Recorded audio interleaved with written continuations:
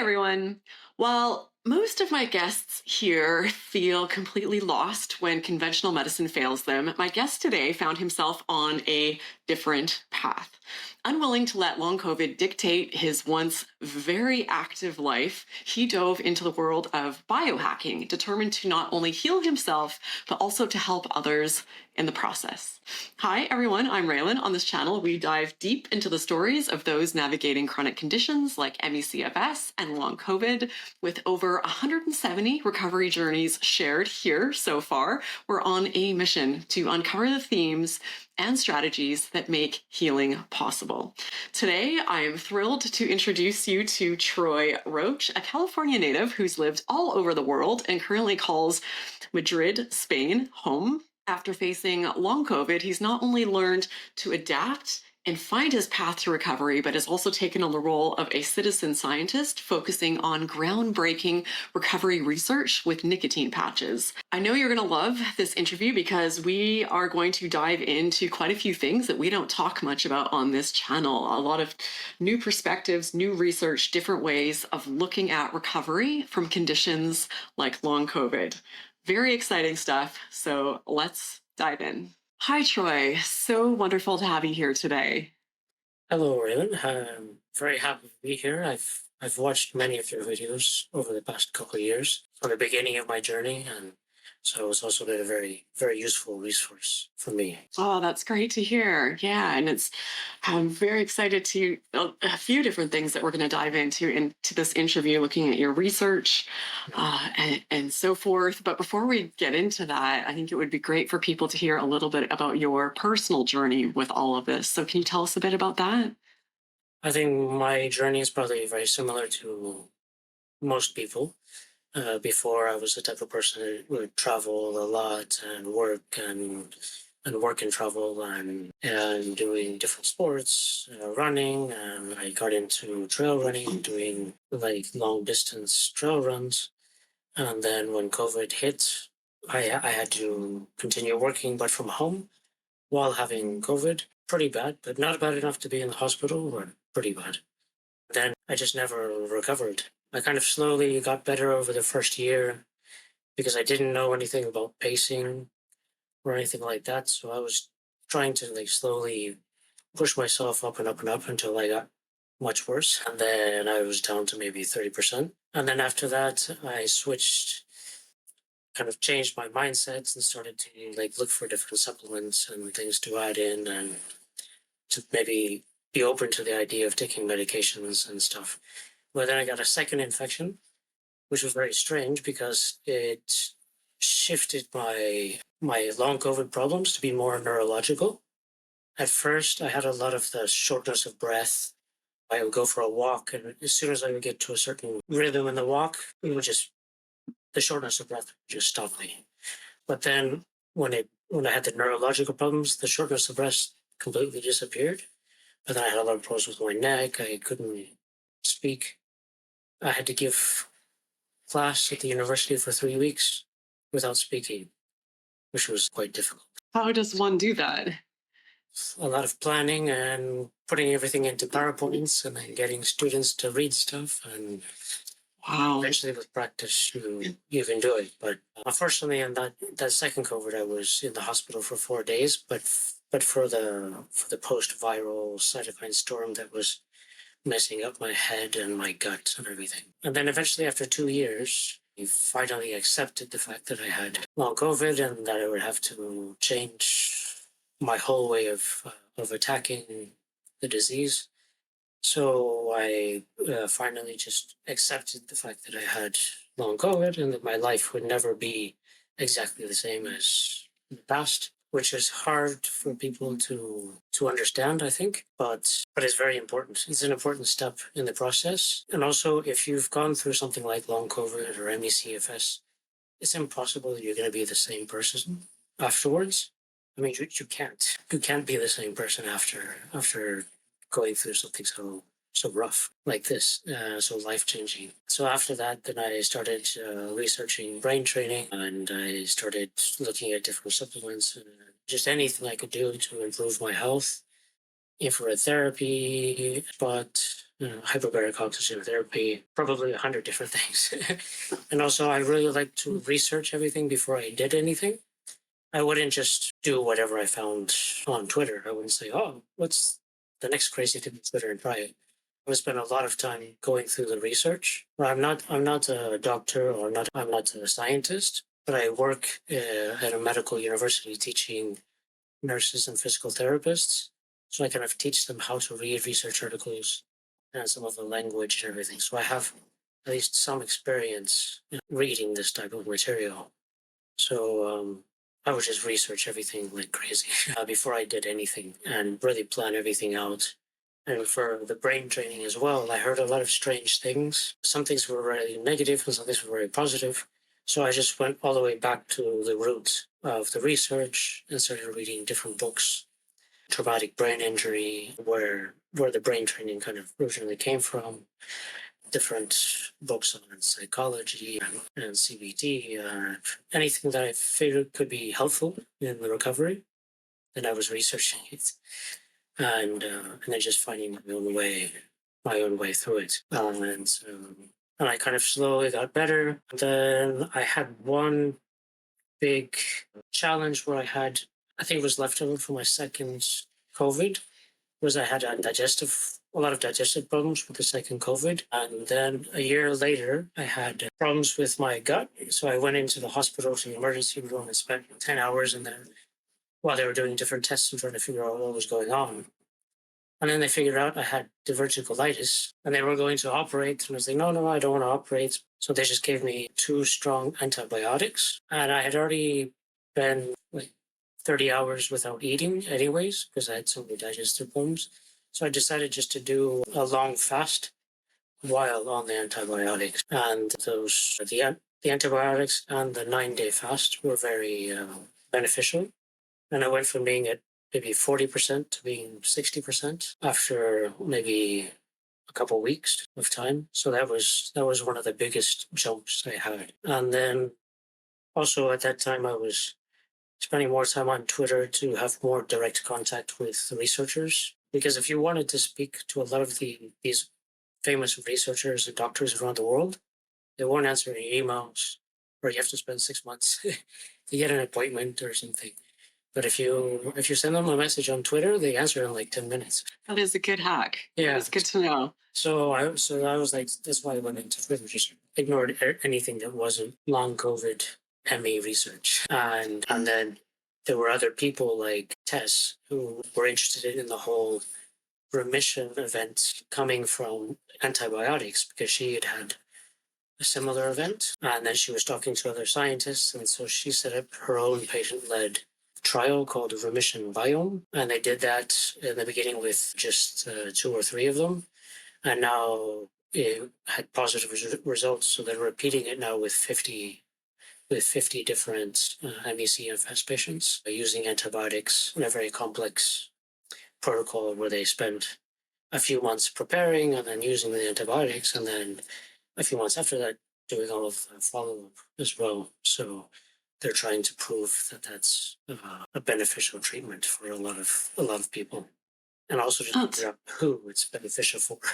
Right. Yeah, that's very interesting, and a unique opportunity to pick your brain. Someone who's done so much research and looked at things so in depth. So I'm sure people would love to hear of all these different approaches and programs from your research. What was coming out as some of the more promising things to consider trying? For me, the most promising things are usually the cheapest things. So also, I think it's one of my, I'm very cheap. I don't want to spend money on anything. So I'm always looking for like just the more natural, easiest way of doing things. So one of the best treatments I think is just the diet, changing people's diet. One researcher commented that for a special diet that they do at the beginning of the diet, they have 1 month where they can't eat any sugar or processed food. They can eat, well, otherwise they're eating whatever they want. They're just removing sugar and processed food. Those people report being 50% better after 1 month, and they haven't even started the actual treatment that they do, or at home treatment. So just that those simple things, just like removing sugar and processed foods, is already a huge thing. I think that fasting is very beneficial because, especially for long COVID, because it so affects so much the digestive system. So especially if anybody has any digestive issues, I think that fasting is one of the safest things that people can do. The actual fasting I did wasn't complete water fast. I did something called, it's Bullheim Clinic or something like that. There's some clinic in Switzerland, I think, that they have this fasting protocol where people still have about 200 calories a day. So it's not a complete fast. There's still just enough nutrients getting into the gut to feed the good microbiome. And then so you still have energy to go around and do exercise and do stuff. So you can still be very active, even though you're eating so little that you're still staying in ketosis the whole time. So that's also very good. And then, because I'm also biased, but I also suggest that everybody should try the nicotine patches on low dose as well, because most people that try it have a benefit from it. And if people are very careful and they start very slow and everything, then there should be no downsides as well. So this is something I know that you are quite heavily involved with and doing a lot of research on, and it's something I hear a lot about but know next to nothing about. So, and I suspect I'm not alone in that. So tell us, what is the theory or what is the mechanism that allows this to work? Can you break it down for us? Well, right now, there's no proof exactly of what is happening. It's all based on hypotheses and theory, and then patients experimenting on themselves and then sharing their stories to help other people so that they know what works or what doesn't work. And so the original hypothesis from Dr. Litsky in Germany was that the different parts of the virus, like the spike, the S1, the S2 proteins, will bind to the nicotinic receptors. Everybody knows about the ACE2 receptors because they hear about that a lot for SARS. But it also binds to other receptors in the body. And then nicotinic receptors are part of the cholinergic system, which is our parasympathetic system. So these nicotinic receptors are like the telephones or the communication system of our body. It's how our body, sends messages to change what's happening in the cells. So if that messaging system is somehow blocked by active virus or viral particles that are just debris left over, then that could make it so that this very important system of the body is not working, which then explains all of the other symptoms that come from ME/CFS and long COVID and everything. Because it's not only the SARS virus that can bind to the nicotinic receptors, there are other viruses that also can disrupt this very important system. So most people know about being tired but wired and all these problems with having their sympathetic system just going crazy, and they want to do a lot of vagal nerve stimulation and meditation and all these other things because they're trying to increase the parasympathetic tone. But with nicotine, what it does is it goes in and it's actually a stimulant, but of the parasympathetic system. So when people think of stimulant, they think of coffee, which is more of a stimulant of the sympathetic system, which gets people revved up and more energy, no? And then they crash. Whereas nicotine at the right dose is a parasympathetic stimulant. It actually helps calm the body and helps modulate it. It's also an immune modulator as well. It helps avoid the cytokine storm at the end of an infection. No, so for SARS, when you have a cytokine storm, then that's actually where most of the damage comes from. So nicotine actually helps reduce that. There's also a study on mice showing that it blocks the SARS from getting into the brain. So if it doesn't get into the brain, then you don't have neuroinflammation. And then there's probably something similar that happens in the gut as well. Because when people use low dose transdermal nicotine patches, The patch is usually put on their bicep or their thigh or something. It goes into the skin, into the bloodstream, and then it goes all around the bloodstream to the brain and all the different organs of the whole body. So it doesn't really matter where you put the patch because it goes everywhere. But then it all collects in your gut. So there's 80 times more nicotine in your gut than there is in your brain or your blood at any time. So that's why people will have nausea from nicotine. Even smokers, yeah, they're used to nicotine, but they'll use the patch and they'll still get nausea, or it might disrupt their sleep if they leave it on at night or whatever. But so those are the main hypotheses. So it's basically the cholinergic system is just not balanced, and then nicotine helps people balance the cholinergic system. So That is fascinating. And have you tried this approach yourself? yes. Actually, I I started doing the research, and then I was in my last week of classes at the university, and then I got COVID, and then while I was waiting for the nicotine patches to come in the mail, so I actually started my nicotine test 5 days into my fifth acute infection or fifth infection that and then by the fourth or fifth day, I had a remission event where I responded really well to the nicotine, and I felt like I was on MDMA or on drugs or something. I spent about 36 hours just walking around with tons and tons of energy and look at the stars and the air and the pollen. It's so beautiful. I've never tried any psychedelic drugs, but I assume the feeling must be like that, especially Oh, because the body is so used to being sick, and I had the acute infection. And then the next scene was just kicking in and removing the whole MECFS cloud and like that weight. A lot of people say the same thing. They say like a weight just gets pulled off of their shoulders, and they can they see clearly like, okay, like at least for now the MECFS is gone. You know, so that gives them, especially in the beginning, because it's not, it's very up and down. Very few people are cured like that after a week and say, "Oh, I don't need yeah. anything else." It's a long process. Yeah. Since then, it's been more than a year for me, and I'm back. Probably at about 90%. Still very functional. Yeah.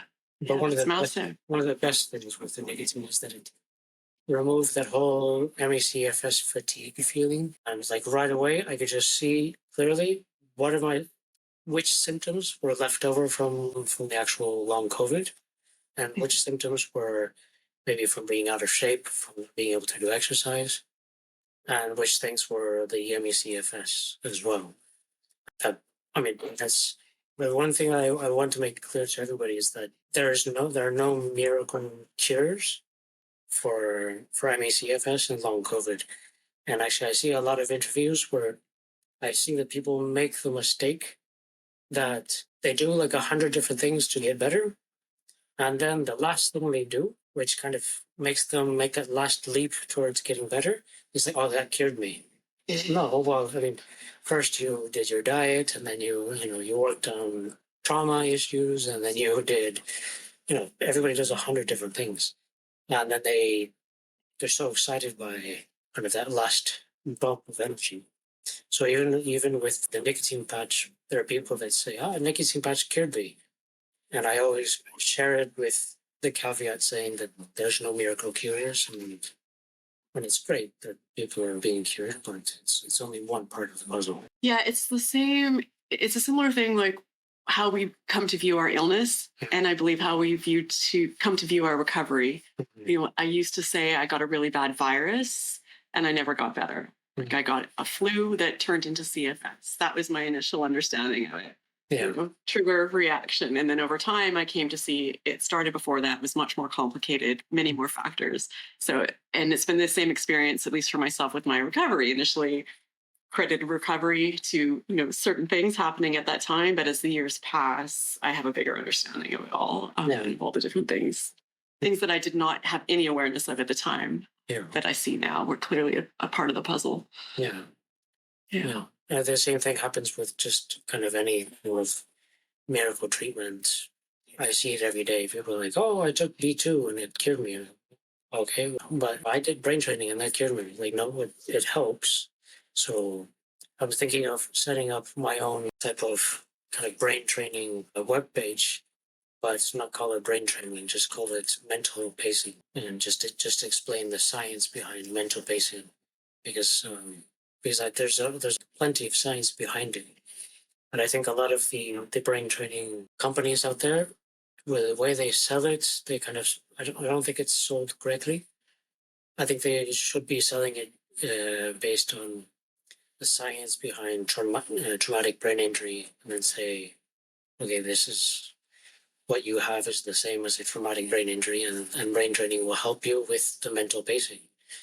But not the comment that the symptoms are not real. I think that's maybe makes people go against brain training, because also, like, even in my case, I'm not 100% back to health, and I'm not sure when I will consider myself to be 100%, because I still have damage from my many long COVID infections. So this damage to my lungs, I definitely have damage to the brain.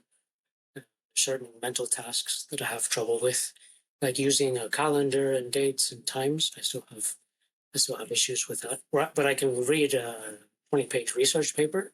It's very technical, and that's perfectly fine. So there are definitely neurological problems, and there's still some muscle issues I think I have to deal with, that I'm trying to deal with different treatments. So I think there's still, especially for long COVID, I think there's probably a lot of people that still have organ damage, and that they might try brain training and then have the wrong idea and say, "Oh, well, it didn't completely cure me." No, it's just one tool to help you, to get through life and to pace better and everything. You've talked as well about how understanding highly sensitive people, how this impacts recovery. So, can you tell us a bit about that? Yes. So I have my general hypothesis of what causes IBCFS and long COVID. It came from my research into nicotine.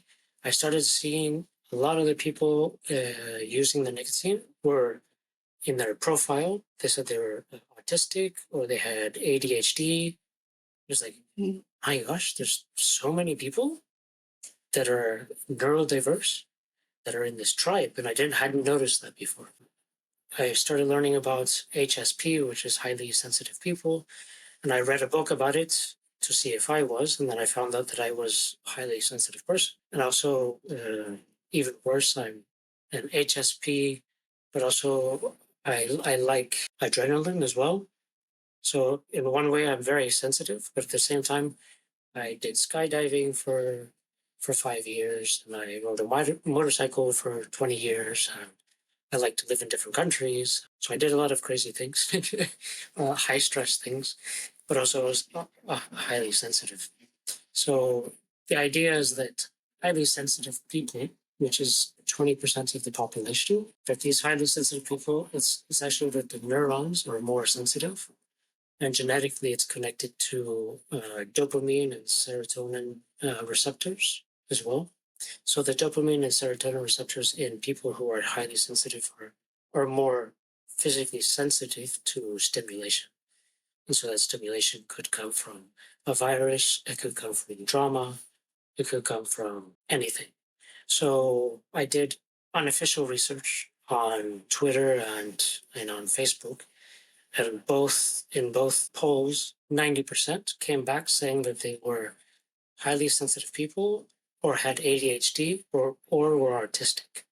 So that means that 90% of the people in our tribe of spoonies are basically neurodiverse, which basically just makes us more susceptible to this type of neurological damage, which probably happens to a specific area in our brainstem, which controls the sickness response. So I have a general hypothesis on it. So I think that everybody should look on the internet for highly sensitive people and do the little 5-minute test to see if they're highly sensitive, read a book about it, join different Instagram or Facebook groups on it, because I think understanding that part of who they are will help them with their brain training or what recovery in general, because it will give them a clearer perspective of why they react differently than other people to certain stimuli, which, like, especially for me,